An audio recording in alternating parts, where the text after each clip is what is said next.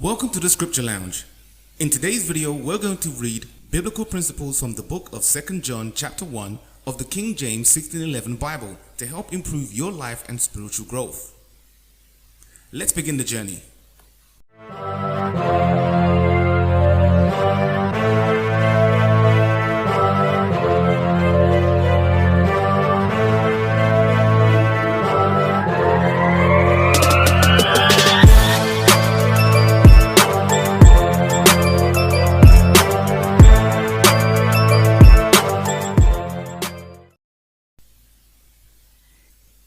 Hello and welcome to the Scripture Lounge, where we give you biblical life lessons to help improve your spiritual and moral growth. I am Brother Nehemiah, and in today's video we're going to read biblical principles from the book of 2 John chapter 1 to improve your life, love, and spiritual growth. So if you're interested in self-improvement, spiritual growth, wisdom, and understanding through biblical principles, of course, then watch till the end of the video for more tips and solutions to help you on your growth journey. By the way, please leave a comment down below on future topics you would like us to cover on our channel. Let's get started. The Bible teaches us moral and spiritual principles which in themselves are actionable attributes, which when applied in truth and of course sincerity can lead to a positive change in a person's life as well as the lives of those that are around them. By exercising discipline, we are often able, through the Divine Spirit, to take ourselves to a higher level of thought and action that others may not understand or even be able to see.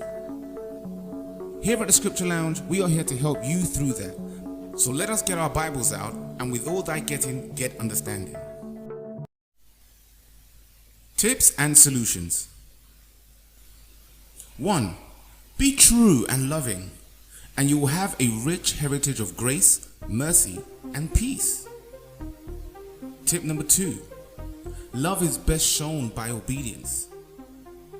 Tip number 3.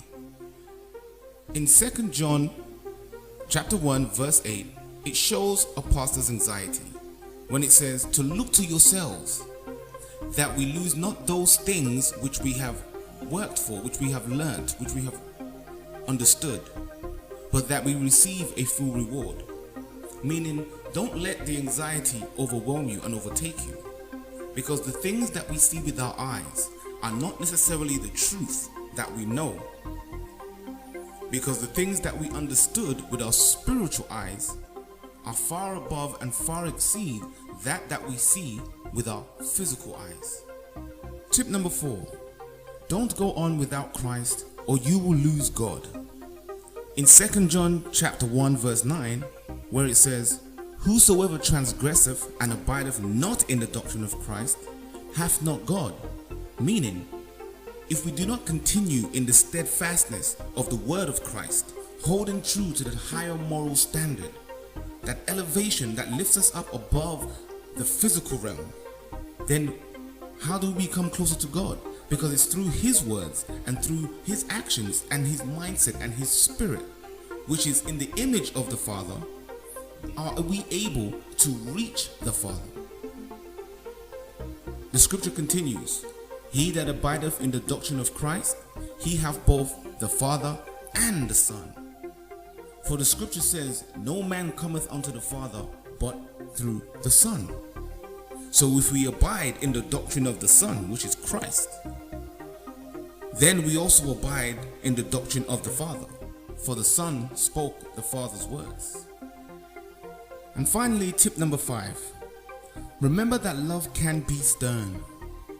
In 2 John chapter 1 verse 10, it reminds us and also instructs us, if there come any unto you and bring not this doctrine, the doctrine of Christ, what he spoke and what he taught, it goes on to say, receive him not into your house, neither bid him God speed. Why?